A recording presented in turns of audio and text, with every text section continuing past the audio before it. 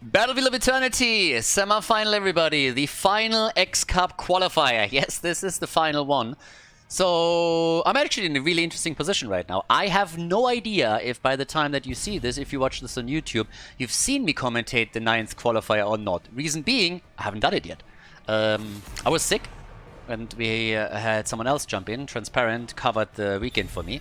But so I'm now in that interesting position where I'm not quite sure if I'm going to cast the replays or not, but by the time you see that on YouTube, you already know. I don't right now. But the fact of the matter is that the top 8 are already determined. We have the top 8 for the playoffs. The playoffs, by the way, have also been announced. The 26th, the 27th, and the 28th of November. That's when we have the playoffs. They're going to be live on Twitch, of course. For additional information, you can check out my Twitter, obviously linked in the YouTube description as well. But it is going to be a little bit interesting since right now we have only 3 teams participating today, which means we have 2 matches. We have a semi-final and we have the grand final. In the grand final we have Team that's waiting, and right now Inting for Ruby is playing against the charming TomCats. Now, the only team that honestly is going to change anything possibly for their standings is Inting for Ruby. If Inting for Ruby wins this series, even if they lose it, but even, honestly, it doesn't really matter too much. If they win it, they climb up a little bit higher, but they can still improve their standing. And the other teams, you know, they looked at the standings and said, guys, we're in the playoffs, we can't make it in the top 4 anymore, we're fine with the position that we're at, we skip the day. Which is absolutely fine, by the way, there's no problem with that. I don't expect a lot of the teams to sign up for the final qualifier when there's no real question anymore of whether a team is in the top 8 and qualifies for the playoffs or not. But we still have a few here that are trying to improve their position. So this is the more important match. The grand final is a little bit of a fan service that we have today, which usually means the team just says like, let's go for it. So we got Uther as a first pick from the Fish. Inting for Ruby is showcasing that right away. I apologize, by the way, if today I still have a little bit of a cough. Now, my problem was that for the last nearly 10 days I was sick. And part of it was my fault. I was actually sick initially, had a fever, was running a mild cough, and then after a day or so was better. And I thought, awesome, I can go back and do my sports and my workout. So I did my workout 2 days in a row, and that was a really dumb idea. I should have waited a bit longer because the day after I got hit hard. And yeah, I got sick again with the same crap. So now that I've more or less shaken it, and obviously it didn't help commentating some of the X-Cup qualifiers in between where you have lights, you know, shining in your face the entire time. The air conditioning is on in the room for hours because the PC is heating everything up. So yeah, now I'm pretty much fine again, not 100%, but I'm taking it easy with sports until I know that it's over. But yeah. I mean, either way, we got our Uther set up, and together with Uther, they go for Kerrigan again. They love that shit lately. If you put them on Infernal Shrines, you put them on Battlefield, pretty much any map, they go for Uther and Kerrigan. They got Blaze this time, Baby Houdini.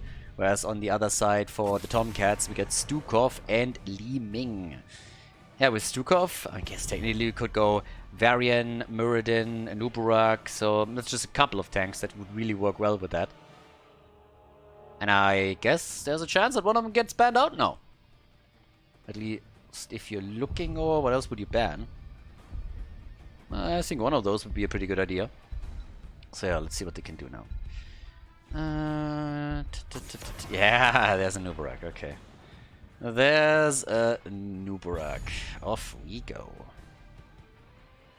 Leaves you with with Varian and with Muradin. Anything that has a stun, honestly. I mean, you can go into other tanks as well, but those are usually the top 3 that you try and get with Stukov so that you can set good combos up for Li Ming. And then just like snowballs through resets on Calamity and the skills. But they go for Garrosh. Again, works too. And we got Leo. And Heimerth, he knows what to do with Leo. Like, the Synergy is there. He's going for the Ice Giant. Now, the only thing that the guy now has to do, he has a couple of choices when he goes for the mount. He can go for the Money Pick. Great choice. Always a great choice. Works every time. Money Pick, Doubloon, or Flying Carpet in blue. Those are the options that you have. Anything else? Nope. No. Just no. So anything else not really going to work out. And we get a Tyrande and Hanzo. So double support with Kerrigan and with Hanzo. A lot of stuns here. Uther stun, Blaze stun, Kerrigan stun, Hanzo technically with the stun on level 10. We got Tyrande with another one. And she's obviously good on the Immortal too, because you can put the Hunter's Mark on the Immortal. So yeah, not too bad. And that leaves us with the last pick. Arian is going to take it. Okay. Battlefield. Let's go, everybody. The last pick for the red team, for the TomCats. We get Junkrat. Yeah, Junkrat hasn't even been banned. My girl Vala gets banned these days. I guess actually sad. But yeah, Junkrat is in. Let's go, everybody. First map of the best of 3 here. Semi-final at the final qualifier for the X Cup Fall. Game number 1, Inting for Ruby against Team... Wow. That's obviously total bullshit because we are playing with the charming TomCats. Yeah, I was just testing you. And I'm happy to tell you guys, you actually... Well, you passed the test. You passed the test. You realized immediately it was the wrong overlay. We adjusted it now, so congratulations. You are now an officially accredited Khaldor viewer that pays attention. So on the left side, we got Mind Dog on Kerrigan. We got Baby Houdini on Blaze. Hat on Hanzo. Gunner on Tyrande. The Fish is playing Uther, and on the right side of the map we got the TomCats with Gamer Boy on Stukov, Arian on Junkrat, Heimerth on Leo, Nick Fangirl on Liming, and Shadow on Garrosh. By the way, that name is a massive fail. If you have these days, I mean, honestly, who puts Shadow in his name? Shadow Ninja, the Shadow Killer, Shadow Assassin. Like, all of this stuff is, I mean, yeah. Ninja Killer 1337. Woo, talking about being killed. Li Ming. Now that's a big one. She's dead. Goodbye. Goodbye, goodbye. Yeah, Li Ming immediately looks into the abyss. Hello, darkness, my old friend. And just goes down in flames. So a little bit of a bad day for her here. But that's only the opening into the game. So let's hope that the actual match looks a little bit better for them. Baby Houdini at this point, on the other hand, with the immediate pause in the game. Did he have his coffee? Did he not have his coffee? What happened? I mean, we might find out. I think everybody's here. The Fish is here too. So a 3-2-3 moment. But I'm not quite sure why exactly they just paused this. Maybe just a couple of voice problems. Either way, let's have a quick look into the talents. We got the low blow on level 1. Pretty standard these days. The Consume Vitality is in as well. The extra wound timers. And then we have also the Ether Walker over here. Was that always called Ether Walker? I mean, I always called that thing Ether Walk, if I'm not mistaken. I don't think I've ever actually read that name properly. Did they rename that at some point? Like, I'm looking at this talent and I'm thinking to myself, wait a second, was that always called Ether Walker? I'm pretty sure I called that for the last couple of years completely different. I mean, for a long time it wasn't even taken, and then Blizzard changed things a little bit, and I'm finally happy that a couple of players started to take it, and these days it's not really that big of a surprise anymore. But, yeah. Okay, so much for that.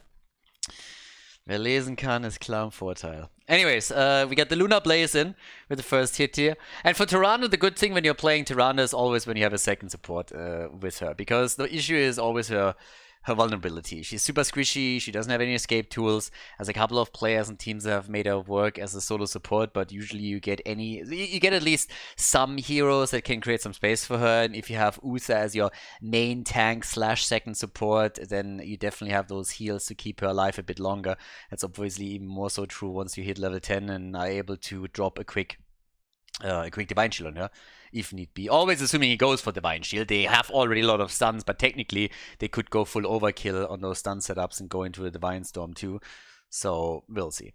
I mean, either way, once that we are back to business, let's figure out how the first objective works out here. I also want to double check what Leo uses as his mount. I talked about this during the draft, but I haven't really seen it yet. So yeah, we're going to keep close eyes on that, or close taps on that, and let's figure out if Inting for Ruby only got the initial kill here, or if they can now get a bit more aggressive and follow up with that. They certainly have an aggressive lineup. They have a lot of stuns, so if they can catch more momentum here and take some of the heroes down, that would definitely work in their favor.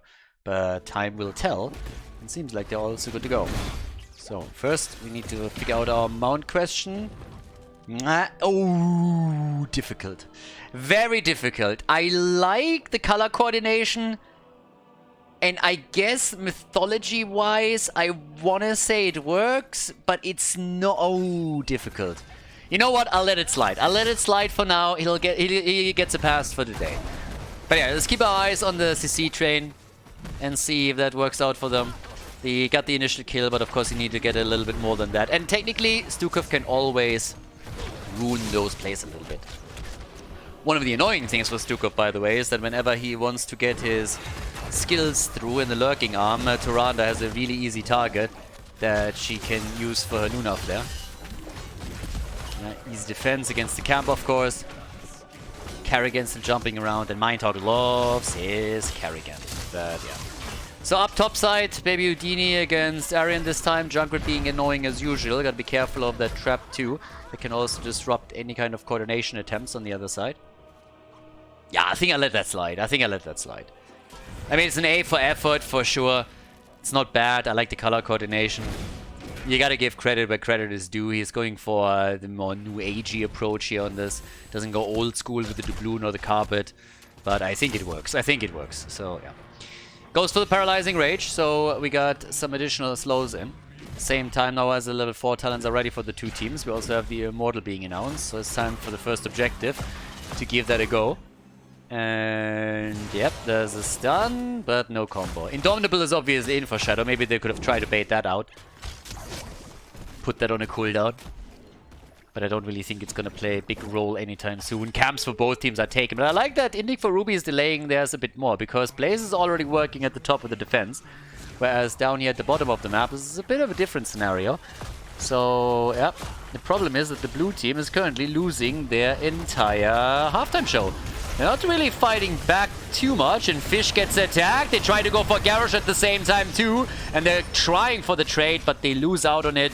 Uther goes down, and Garrosh is still alive and kicking. Now we have Blaze coming in, and oh my god! Junkrat got trashed. Yeah, that was nicely done. Really, really good slows and stuns from Blaze, and Hanzo doing well.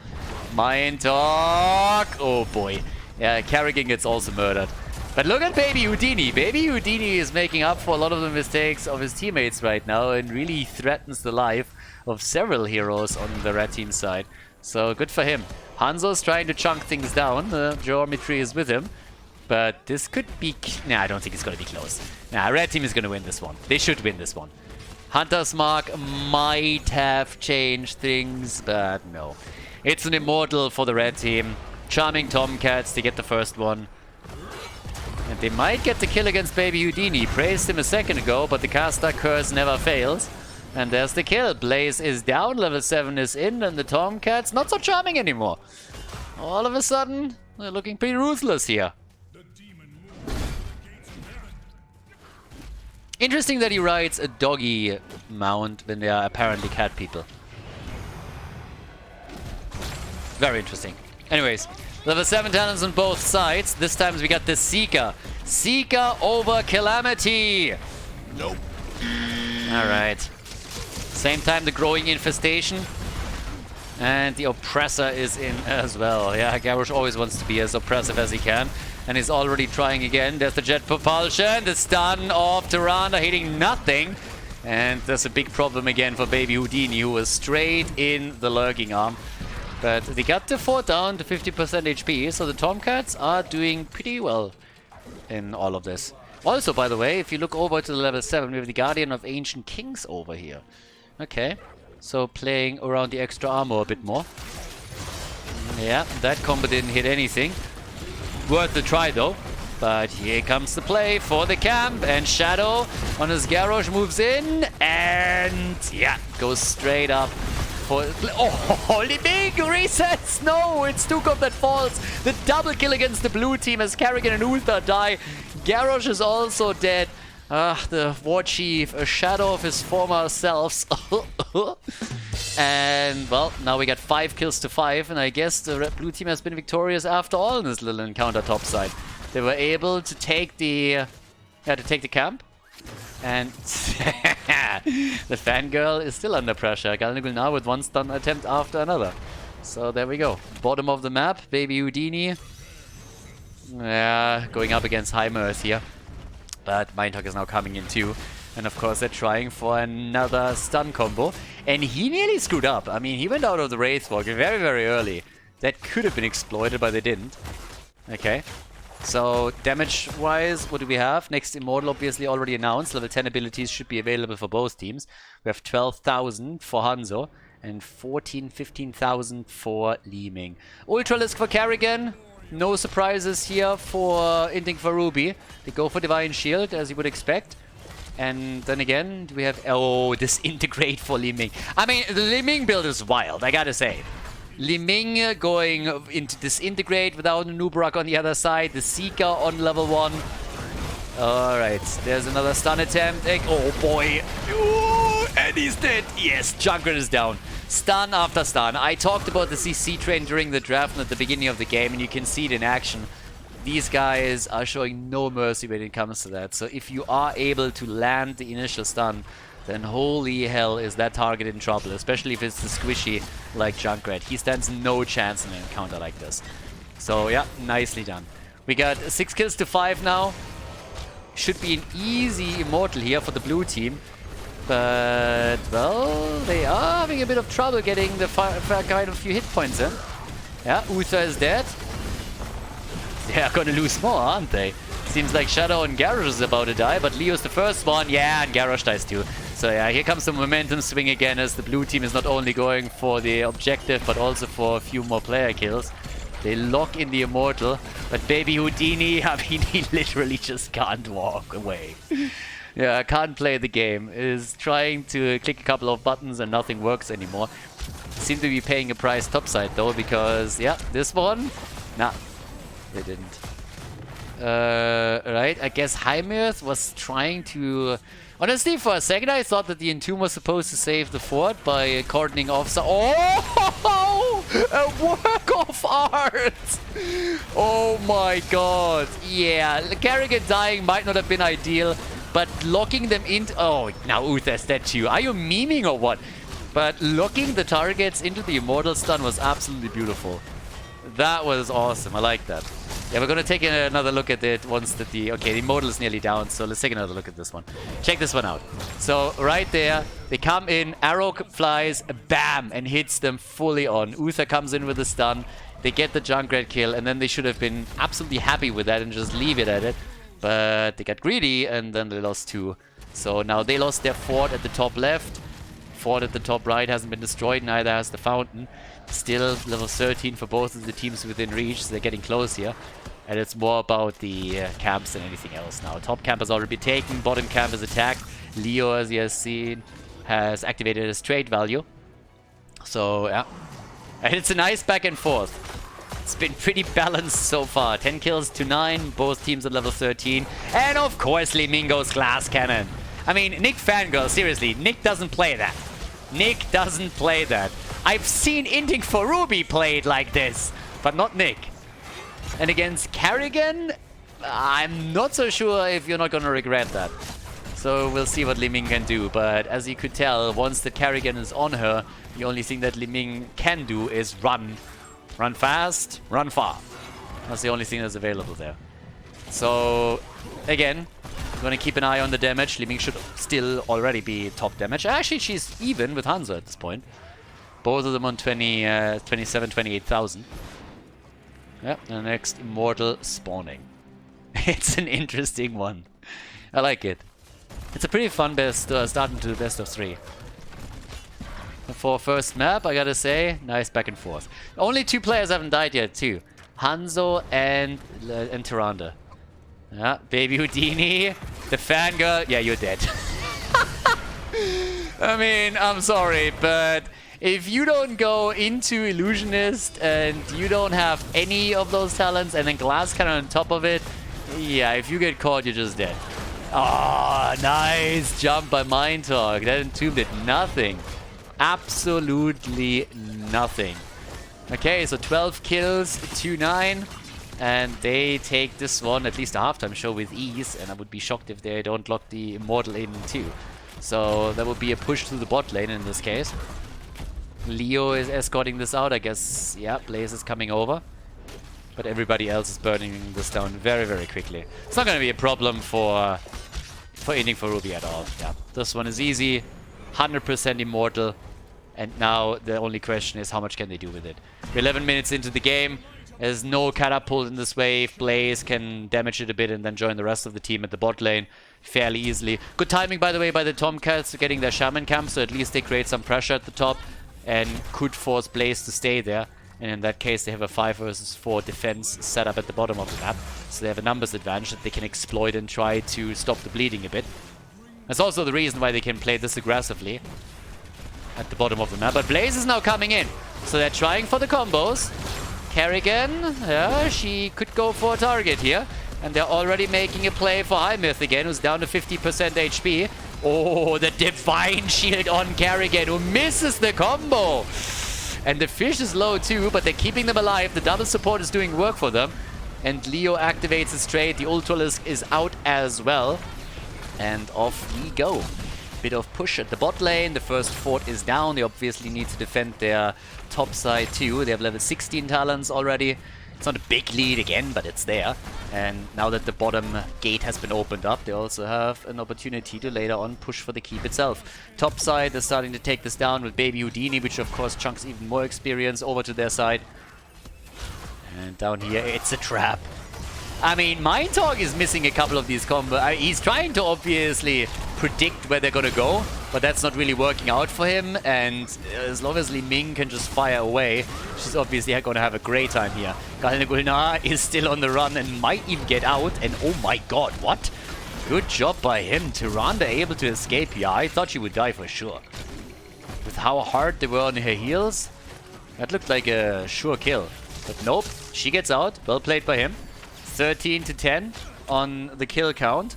Damage output 38,000 against 41,000. The battle between Hanzo and Li Ming continues. Yeah, stun into stun. I like it. A lot of stuns, and there's the kill. Down goes Garrosh. Big arrow, big brain, big arrow, big kill. Gamer Boy is dead as well. That was nicely done. Those are the plays that we're going to look at again. I mean, so first, here they come. There's the arrow. Whoop, whoop. Big hit. Then they get the kill on Junkrat. That's shortly after they dropped already the frontliner. And then Stukov dies too. So now it's 16 kills, Q10. The gap widens. And that's also true for the gap in experience. In talents, we have... nothing really too shocking here. Drain build continues. Fireflies in this case. Universal Carrier. And of course that 4 topside is not going to make it. No. So technically they now are ahead in every single aspect of the game. Kills, experience, position on the map. This fort is going to fall. And this Immortal is really going to dictate what's happening next. Because if the blue team wins this one too, there's a good chance that they are pushing with level 20 and the objective. So depending on how the fight goes, this might even be an opportunity to end the game. Yeah, there's the Kerrigan combo. There's the kill. Leo down. Kerrigan eliminates him. They try to go for Shadow, and he's dead as well. 2 of them down. The arrow hits Junkrat. The follow-up with Tyrando's stun is there. They get the kill. That's 3 in total. They're chasing Stukov, and he makes it out. Okay, I don't know. Good for him. Yeah, Stukov gets out. The Immortal has a significant disadvantage over the players, though, because it can't run away. So it just sits here and takes the beating. And talking about taking the beating, at the top, they need to deal with this. I guess Li Ming is going to take care of it. But this looks more and more like we might see another 100% Immortal for Inting for Ruby. And as mentioned before, they're getting closer to level 20 now, so this could technically be the last push of the game. If they can get a kill on the approach with the Storm Talent advantage and the full Immortal, that would be pretty good. So, yeah. Either way, they're trying to go for the camp. I mean, not a bad idea. But, again, looking at the top lane, since the camp or the Immortal is literally pushing through the top lane, that camp is not going to really do a whole lot for you. And the camp is already set on pace down at the bottom. So, with that, we now got Redemption. We have the Bullseye, Fortified Bunker, Blink for Kerrigan, and Tyrande hasn't upgraded yet, but probably will. He goes for the Shooting Star. So yeah, do or die. Here's the moment. 2 level of elite, so the stats advantage is already significant. You have a Storm Talent over your opponent, you have a big Immortal, And Leo is at the bottom of the map desperately trying to get experience for the team and defend the Shaman camp. They're not going to catch up to 20 anytime soon.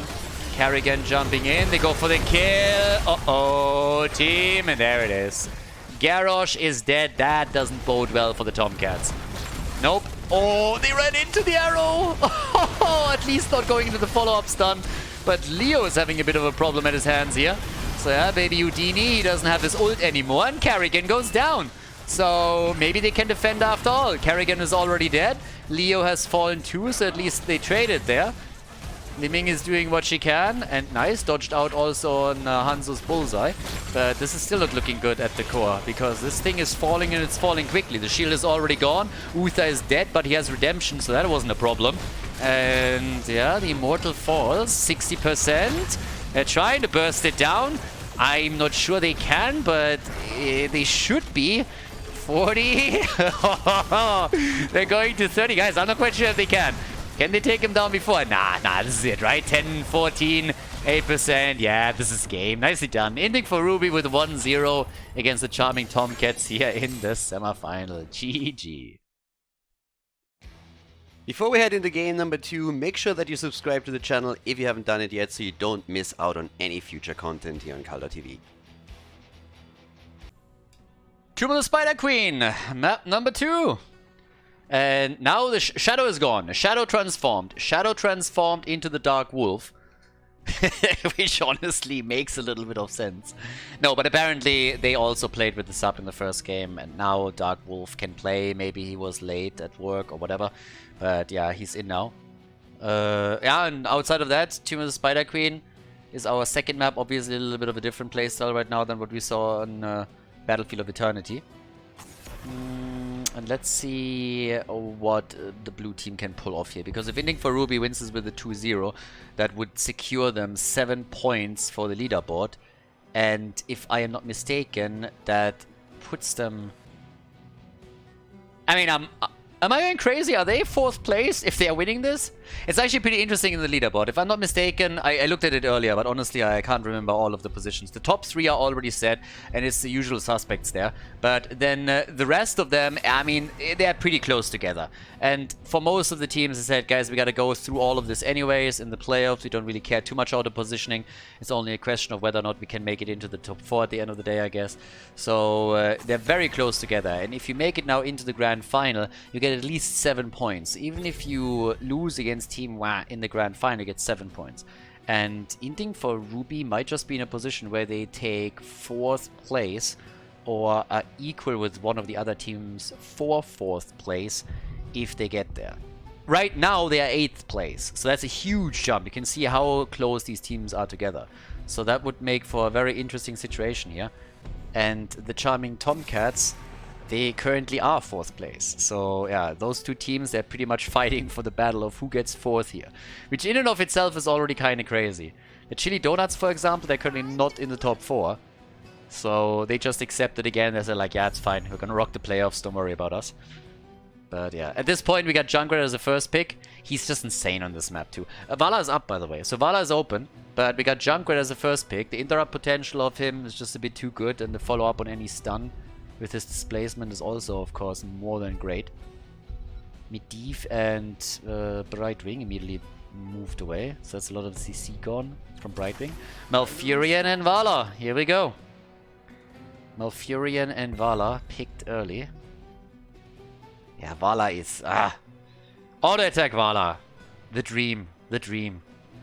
We never got it during the days of HTC. Every single time when teams tried to play with Vala as an auto attacker, it failed miserably because Creed of the Hunter was such a horseshit talent. And now that Blizzard finally buffed it after years and years and years of it being absolute trash and a huge noob trap, it finally does some work. And it's just glorious to see it in action. I absolutely love it.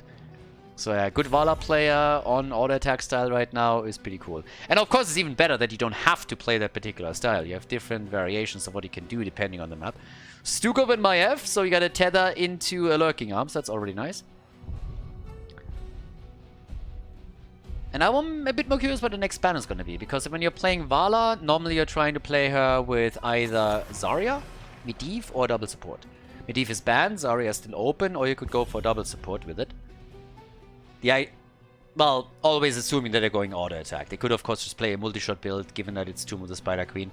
But if you want to go for the auto attack style, you want to keep her alive as much as you can because of the Gambit component of the level 1 talent. So that means double support or any kind of shields that you can give her, which also will allow her to be more aggressive and stack faster on the level 1.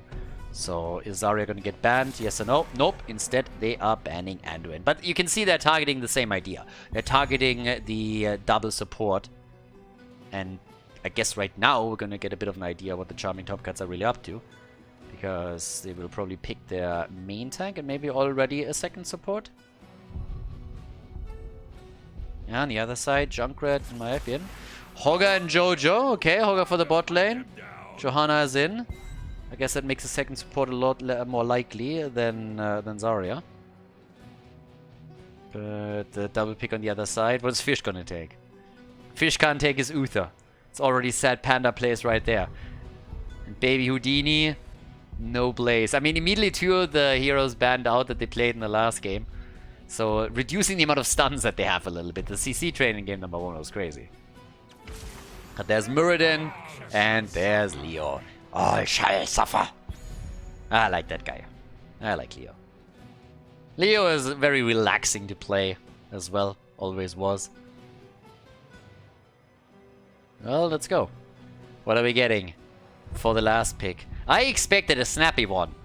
That's not a snappy choice here. So, what are they moving in for? Are they gonna go for the second support? They go for Alright, Tyrael? Shields, Sanctification, I suppose? Okay. I mean, if you want shields, I would have gone Vala. Zarya. But yeah, Tyrael is definitely not something that I necessarily expected right now. Fair enough. So let's see if they go for the auto attack style. Tomb of the Spider Queen is the map, as I already said. Inting for Ruby against the Charming TomCats. Let's go, boys and girls. Game number 2 of the best of 3. Game number 2 on the left, Inting for Ruby. With Mind Talk on Maiev, Baby Houdini on Leoric. We got Junkrat, played by Hat Galnegunar on Stukov, and Fish on Muradin. On the right side of the map, what do we have here? The Dark Wolf on Jojo, and yes, Arian with Creed of the Hunter, a talent that finally is good. So this should be fun. Gamer Boy Malfurion, we got Heimerth on Tyrael, the last pick for the team. He also goes into the Ardent Restoration over here, a little bit more heal for him, with Fangirl heading straight into Hogger. Yeah, the Tyrael pick was really something that I didn't necessarily expect. I thought they would go into a second support or maybe a Zarya. Instead, we got Tyrael. But, well, as it happens, that is not a good start. No? That's a problem. If you start the game with a Vala heading into her Gambit talent and then instantly dying in the first encounter and losing the first stack, that doesn't really help you. That's the one hero that you need to keep alive, and Inting for Ruby just absolutely tunneled in on her and crushed her. So, that's not how you want to start this. Vala dying, that was a problem. And what is happening here? This is the second time that they're pausing the game. What are these tactical pauses by Inting for Ruby? I mean, they're inting for the pause button right now. That happened in game number 1 as well. Are they playing through the first minute of the game, they get a kill, and then all of a sudden they go for a little dance in Discord, or what's going on here? I mean, this is literally the same thing. They went into the game, they have a first fight, they get a kill, and I can honestly only assume that what happened in Discord is something along those lines. They're like, woo, we did it! We got first blood! We are awesome! They have a little bit of a party or something there. I mean, nobody dropped, nobody disconnected. That's the only explanation. They're just sitting there clapping each other on the shoulder like, oh, you are awesome. No, you are awesome. It's like, dude, but you did the damage. You did this. If without your heal, I couldn't have done it, you know? And they just go for a full-on circle jerk. That's the only explanation at this point. What's going on here? Oh, boy. All right. Apparently the party's over. So now we're back to business. But yeah, if it comes to game number 3 and they're doing the same thing again, then we gotta know what's actually happening there, because there's a pattern. We've detected a pattern. But yeah, 13 stacks for Vala. But if I'm Arian, I'm pissed at this point. Also because I'm riding a really shitty mount. I mean, what do you expect if you ride around with that mount? You might as well put a bullseye on your head, bro. I mean, that thing is just garbage. It's just bad. Change it, dude. Like, Money Pig, Doubloon. At least write a Cloud or something. I mean, no, I'm not a Cloud fan, but even that's bad. Like, look at this! What is this shit?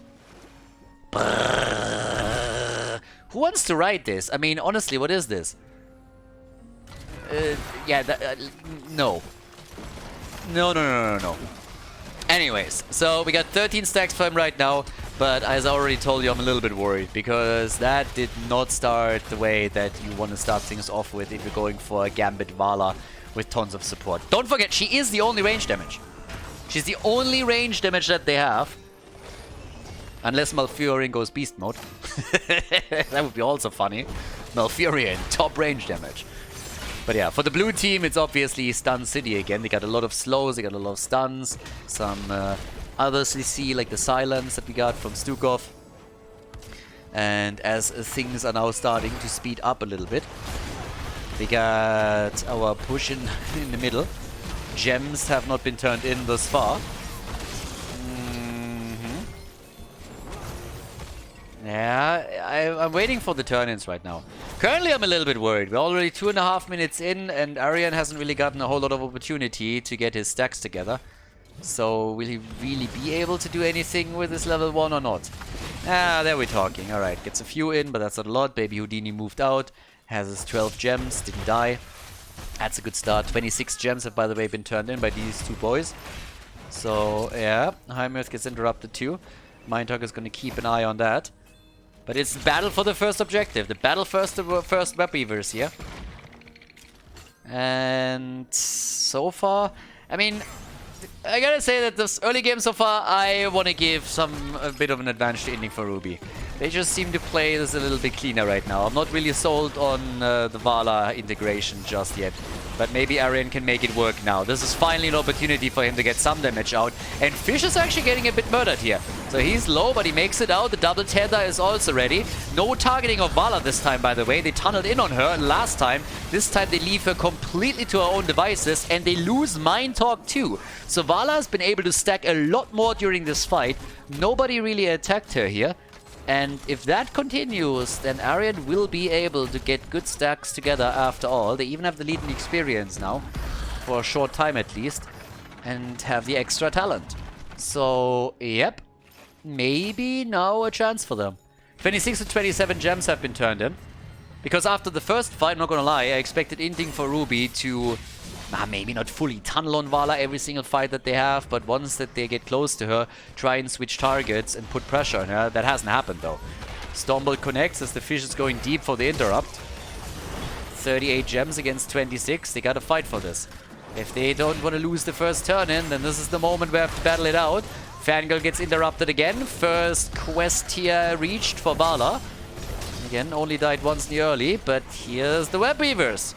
Okay. The red team, they got the first one. Red team gets the first Web Weaver round. Everybody's a little bit low, but it's nothing too crazy. By the way, Dark Wolf also hasn't gone into his stacking on level 1. So instead we got the Zealous Glare. Yep, can help out with that a bit, but also means that he doesn't have the globe rotation. Oh well, the globe rotation isn't that necessary for him. With Laws of Hope, you of course always try to get as many as you can, so that you're a bit more self-sustainable. I suppose with Tyrael shields, they have an added layer of defense, but still. And yeah, talking about defense, that's the big question now. Inting for Ruby. What can they do at this point? Once again in the middle of the map, that's where we see the first push happening. Maiev is top and Leo's at the bottom, so it's a 3-man defense. Galna Gulnar has to fall back as they are brushing through those gates. But the wall is the only thing that they can take down, and they are 5-manning in the middle. Red team is 5-manning the middle hard, and the fountain drops too. But Leo already defeated the bottom of the map. And at the top, Maiev did the same thing. So they didn't lose too much. They lost the fountain, which is a bit annoying. And they lost the wall. But that is still a fairly decent defense for a first Web Weaver set on the other side. It's not too crazy. And they haven't fallen behind in experience either. So good for them. Now, without any heroes really lost in that encounter, there's an opportunity for the blue team to now turn in as well. Around level 10, that's obviously gonna accelerate things a little bit. And Maiev lost more at the top than I thought. So that wall has been previously damaged and was now finally taken down by the Web Weavers. Here's a level 10 and the blue team turned in. So both teams with level 10 abilities in just a second. Tyrael going into the Purge Evil and the Divine Vigor. I mean, really different setup for him right now. Totally different Tyrael build. And goes Judgment to underline that point even more. And dies at the bot lane. Alright. I judge you to be shut up. Gets killed. Alright, so I was just about to say, with the level 7 for Tyrael, he should actually support Vala here. And he didn't do that at all. For Vala, it would be very beneficial if he would have gone standard, but they are trying a different style, and so far it's not working. Big Entomb, but also big Malfurion ult. And that turned the fight quickly against Maiev at least, so she's down. They try to go for Gamer Boy, but he survives. So it's a kill for a kill. Arian comes in from the top. Oh, and Tyrael judged and killed Muradin. Wow, Heimer's got aggressive here. Heimer's got really aggressive with this one. A little bit salty, I guess, that he instantly died at the bot lane when he locked in his level 10. But he came back with a vengeance. So, what did the blue team get out of the push? Not a whole lot. I guess they're fairly even in structures now. But yeah, they didn't get a lot there. A little bit more damage at the bot lane against the fort, I guess. But nothing crazy. Tyrael, I want to see what he can do with this. I mean, full on battle Tyrael. That's what we're seeing here. Uh-oh, Gamer Boy! He's low! He's alive! And they try to turn it on Mind Talk, but they can't. Gamer Boy gets just pressured. They're still bringing this back. Get the hell out of here. Stukov with a big arm. And then Vala, the Rain of Vengeance, just dropping him here. 76 stacks for her now. And they are pushing them back once again. Judgment? Nah, not like this. No. That was a very, very optimistic move. That wasn't work. I mean, honestly, that was telegraphed. That did not work. Anyways, level 13 talents are in. Vala with a Tempered by Discipline now. We got 24,000 for Maiev. And Vala is not really rocking the damage. She's at 16,000. She doesn't have a whole lot of stacks there either. Heimerth is able to jump out. And, well, it's for the next turn in. And the blue team turns in.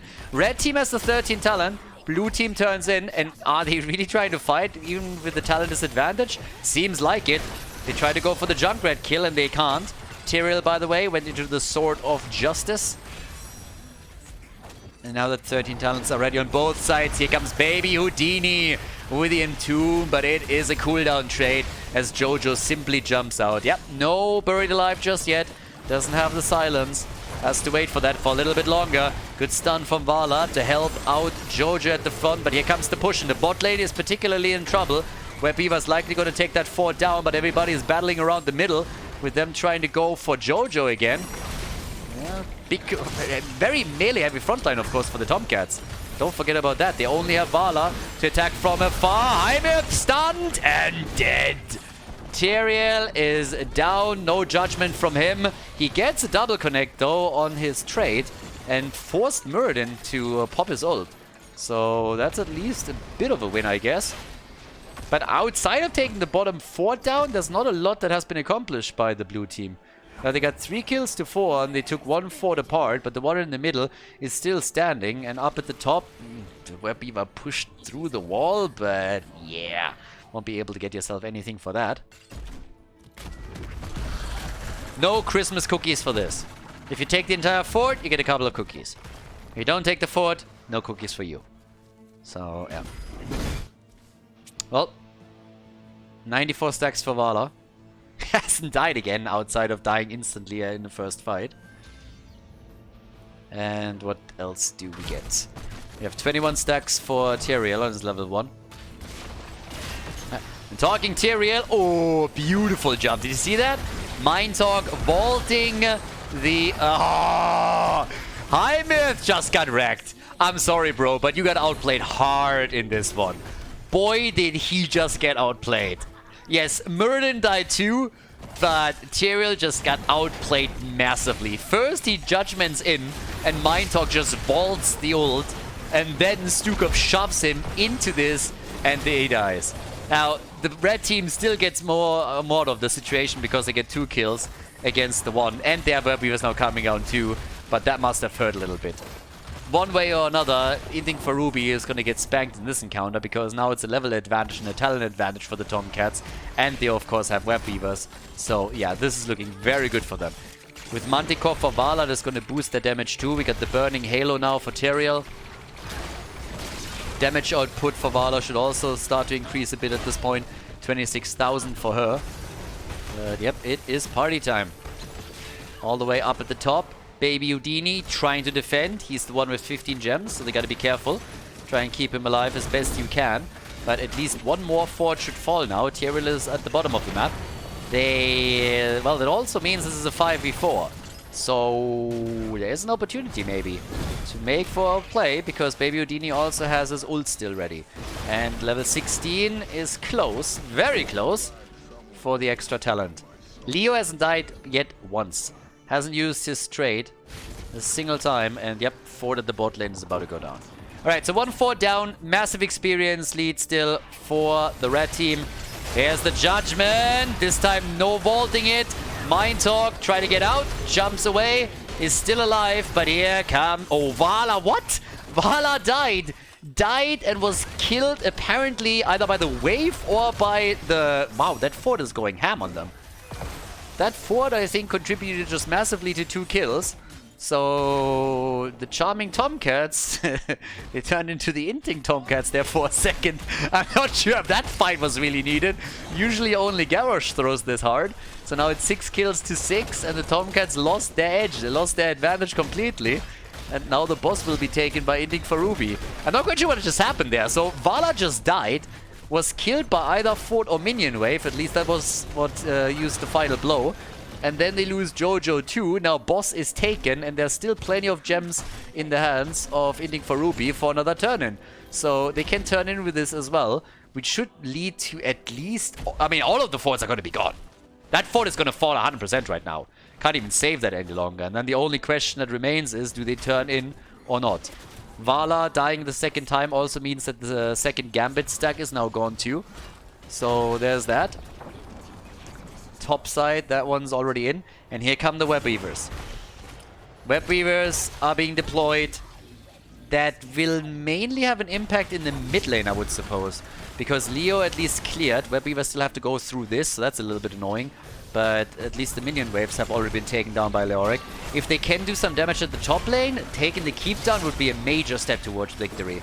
So that would mean a lot if they can pull it off. And the fort in the middle can also be taken eventually if they're going to move in for it. But yeah, Keep here is taking damage and the boss is still not down, so this is not looking too bad. They got the disc, they got also Leo's ult up, so both could be used here. And with the Web Weaver and the boss still hammering away, that Keep doesn't stand a chance. And this is not the only thing that doesn't stand a chance. Neither does Johanna. She's dead, but the Judgment play against Muradin prevents him from popping Avatar, and it's a kill. By the way, this is the moment to move out. So they get Maiev. She's down, but Hogga also died. Vala moved in once more. She's 142 stacks now. And as predicted, Web Weavers in the middle take down the fort. So the keep is down. The forts have been destroyed. The experience is about the same. Inting for Ruby has definitely taken the structure lead. And all of a sudden the game has shifted. So yeah, that's where we're at. We got 43,000 damage for Vala. Junkrat is still way ahead of her though. And this is looking better and better for Inting for Ruby.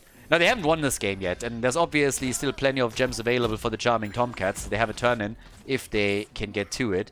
And with 3 versus 3 on the map, that's definitely possible.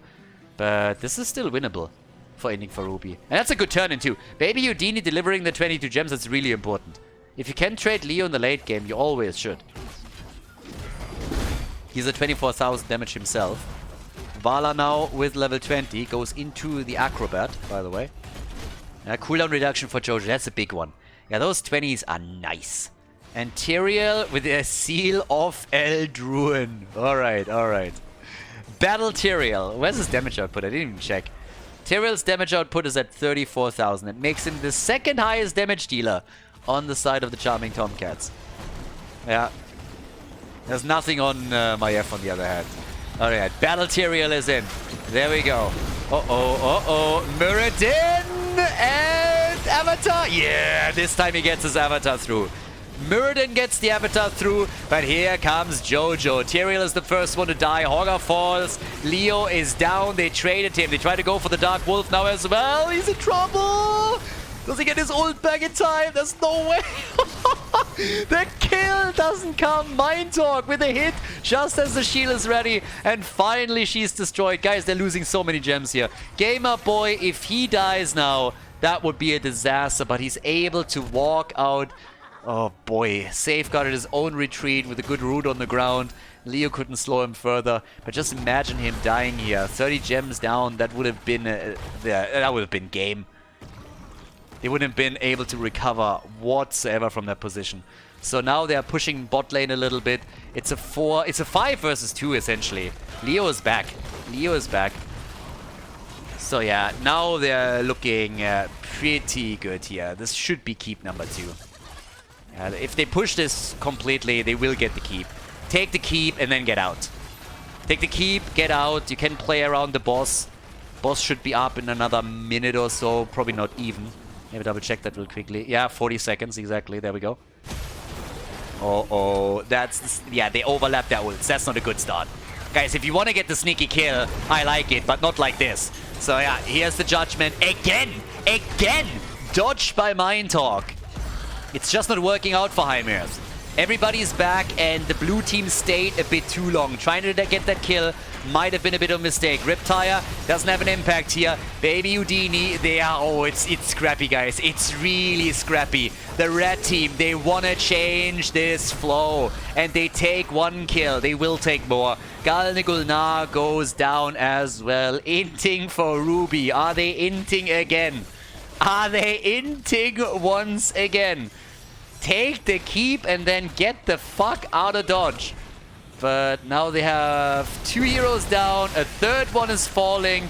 Only 2 survivors. Thankfully for them, this is happening. With 2 catapults at the top, the red team will have to send someone back. Now, they're gonna try and take the keep. And they should be able to take the keep. But I don't think they can go for core. I don't think that core is possible for them. Well, actually, these 2 catapults are both going to be taken out by the minion wave, so there's that. And core might be possible after all. Yeah, Leo's going to be back. If they can get a kill now, then it's core. Yep, he's dead. He's dead. That should be game. That should be game. Inting for Ruby. They inted. Yeah, they inted and they inted hard. They got greedy, they went for the int, and now they lose game number 2, and we're going to game number 3. I would be pissed.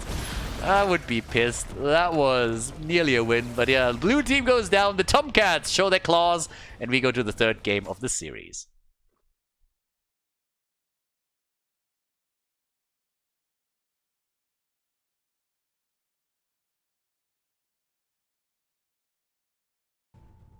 Ending for Ruby inted. I don't know. There's nothing else to say. They have the problem where they sometimes overcommit a bit, and they did exactly that. They went for the keep at the bot lane, which technically wasn't really a bad call. But you need to get out of there and not try and greed for kills again. So once they were trying to do that... I mean, the thought is always, you move back. If someone overchases, you turn and you kill them, right? So the thought is definitely there. But the way that they played it didn't work out. First of all, they overlapped 2 of their ults. They overlapped the Entomb and the disc, and then they just tried to continue the fight, were forced into a 5 versus 5, they didn't want to play. If they just disengaged earlier, waited either for a clean kill on the turnaround or coordinated abilities a little bit better, they could have, yeah, they could have just walked out of it. 2 keeps down, that game is more or less done for. But as it stands, we get game 3, so that's good for us, and the charming TomCats have an opportunity to turn this thing around completely. The bans, again, Uther, Fish always plays it when he has an opportunity. And we get in this particular setup now a ban on Dehaka, ban on Junkrat, finally, and Medivh. And Hogger instantly locked in. What's with Vala? Are they going to play Vala? Yes or no? And, well, Vala is probably going to be played. The only question is who's going to play her. So, yeah. Question answered. Vala on the side of the blue team this time. Brightwing instantly locked in. Fight time! Shut up! Ugh. Friend? Nope. Yeah, no, not for you. Okay, so. Only question is, what are they playing with Vala?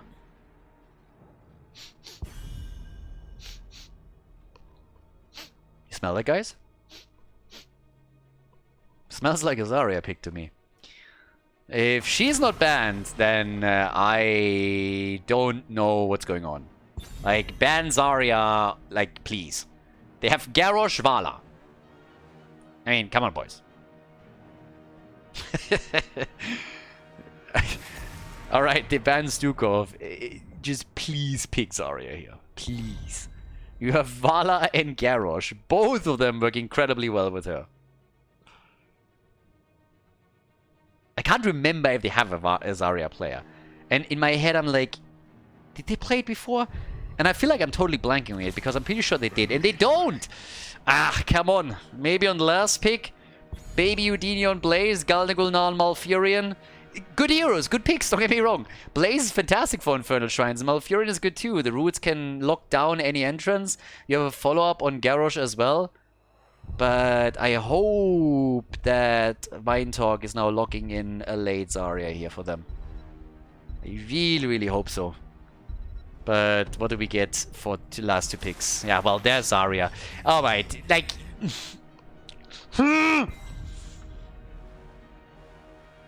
Just pick Malfurion late. I really want to know if they wanted to pick Zarya. And if they wanted to pick Zarya, need to be slapped around a little bit. Why don't you lock her in right away and give an opportunity to the other team to pick her? I mean...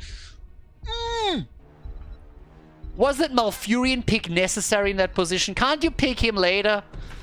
Alright, so they go for the double support variation instead, but I swear to God they wanted to pick a Zarya. You know it, I know it, they know it. And now they go up against Zarya Diablo on the other side. And good for the TomCats! Good for the TomCats. Yeah, TomCats with Zarya and Diablo now. Infernal Shrines. Double support Vala against the Brightwing Zarya setup. Let's go. Let's see who moves on to the grand final. Game on! Mind Talk on Oriel, Baby Houdini on Blaze. We got Hat on Vala, going at the audio attack with Galnagulna on Malfurion, and Fish on Garrosh. Right side of the map, Gamer Boy on Brightwing for the charming TomCats. We got the Dark Wolf on Diablo, Nick Fangirl on Hogger, Heimerth on Zarya, and Arian on Lunara. Alright, so this is gonna be a special one. Zarya with Feel the Heat on level 1. And now we got the double support, Vala, and all eyes on her, of course. It is on Hat right now.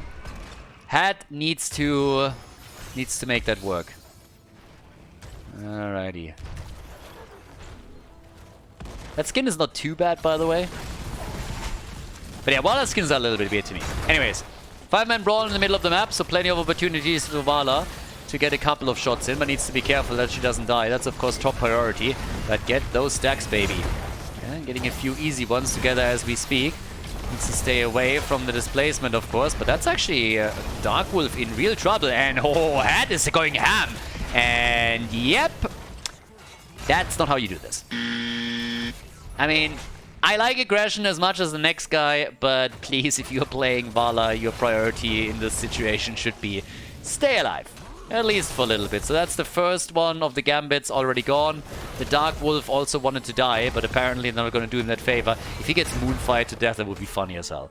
But no, Galnagulna isn't able to make that happen. So Vala is dead for the first time in the game. I mean, pretty much the same play that we've already seen in the last one. Same thing happened to Arian last game, so they still won. Maybe it's a good omen. I don't know. We'll see. But yeah. Wouldn't have happened with Zarya. You know it, I know it, they know it too. With Zarya, they would have not only kept Vala alive, but they would have gotten at least 2 kills. Kappa. Okay, so level 3 on both sides. They're trying to go for the 3rd camp now. They're happy to brawl this out, I guess. The double support should give them a lot of sustain. Then again, Zarya's on the other side too, but Zarya might not be here for long if this continues. She's already low, and Vala's getting more stacks together. And careful, Fangirl. Yeah, that's a kill. So that's one kill and nearly a second. Oh boy. If Darkwolf doesn't stun out Garrosh in that situation, I think we're looking at a double kill. So 42 stacks, and there's the pause again. Alright, what's going on here? Every single time we're starting a game with these guys, they're pausing it. I have no idea what's happening, but that can't be a coincidence anymore. Is someone regularly crapping their pants after the first team fight on the blue team, or what's the deal here? This is the third game in a row that roughly after 2 minutes in the game, we have someone pausing. What's going on?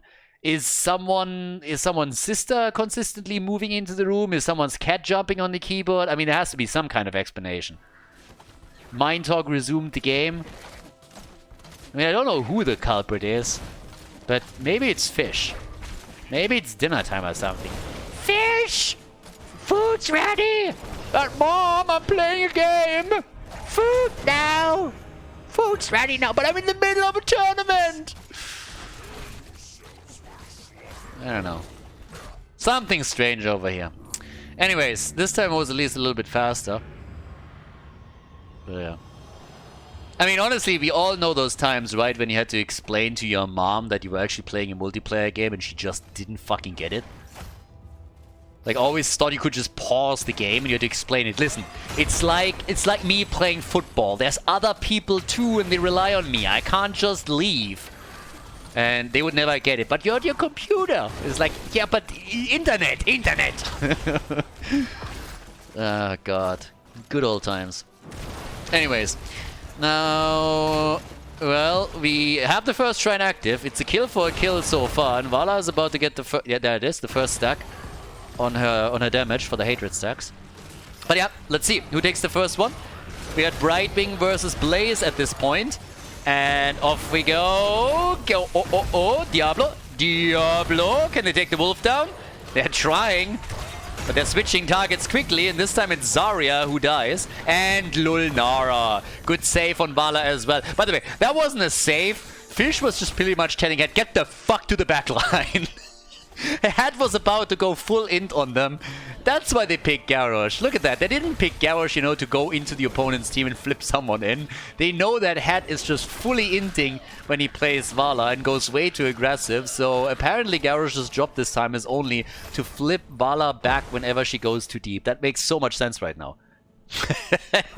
That makes so much sense to me now. That's a really good choice. When you have to keep your teammate in check, you know? That's how it goes. 69 stacks for Vala. Good for her. 3 kills to 1. And it is party time over here because, well, we got Brightwing with a bit of a heal for Hogger as he's spinning around. 29 stacks to 17. And off we go. More hits against the Dark Wolf. And Vala, if she can be kept alive, she's stacking quickly now. These fights are really, really good for her. As long as they keep her alive, that's great. And at this point, at least, Hat is looking good. Then they're going for Lulnara, and Bambi is dead. Bambi is dead. No chance. 4 kills to 1. Nearly a level lead. They're even going for High Mirth, but Zarya gets out for now. So the second stack acquired for Vala, and Hat is just zipping around on that shrine, and he is spinning like a madman on this.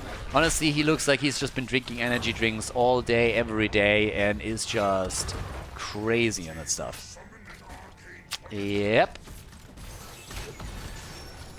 That could be a real rough awakening for especially Diablo once that level 16 is hit. I mean, we're jumping way ahead here. We're on level 9.5, so yeah, but still, just saying. The way that they're currently playing this out, good slam from Diablo, but Fish is about to walk out, and Vala's just stacking for free. Vala is stacking for free, like a mad girl. I mean, look at this. She's at 111 right now. When this whole battle started, she was just barely at 50. So that's 60 stacks in one encounter. And level 10 abilities on top with it. With Decimate now coming in, the Aegis to save her even further. And, yep, looking good. This is going to be rough for the TomCats. Now, there's the Aegis already.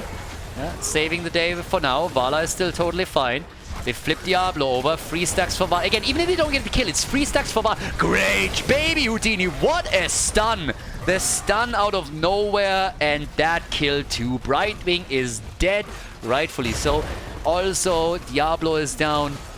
That's level 10 finally on board for the TomCats. They were obviously fighting without their heroic abilities in that instant. But yeah, this is just tough. 6 kills to 1. Big lead in experience for Inting for Ruby. They took a 4 down already. And that was a brilliant, brilliant stun from Baby Houdini. They totally didn't expect him to come in from below. And he just double stunned them. Brightwing died immediately. You love to see it. And now, of course, we're seeing them go for camps again. They try to just cement that lead a little bit by getting camp control, getting the extra experience here, pushing lanes out a little bit further and playing around that. But the TomCats, they could also, with a good play around Shockwave and Apocalypse, lock them down and get some kills here. And Fish is low. Maybe there's an opportunity for them now. Arian has to retreat though, so they need a few kills. They need to bridge that experience gap.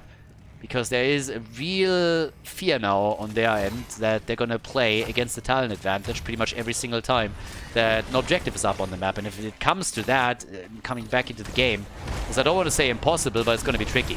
Alright, Diablo with a bit of an APOC play attempt. That didn't really work out for them, but the fight is still raging on. Good move by Vala. That Rain of Vengeance hits hard. And they are getting the kill on Brightwing. The Fruit Fly is dead and High Mirth is low. That's going to be a second kill for sure. Vala is also getting more attacks in as we speak, as they're now moving into the Dark Wolf. And it's going to be a Diablo kill to boot. Vala with 153 stacks now. She only died that one time at the beginning of the game. That's a lot of damage. Where's the damage actually for her? 39,000, yeah. She's pretty much doubling what Lunara brings to the table. So, very good lineup for them. And that is just glorious.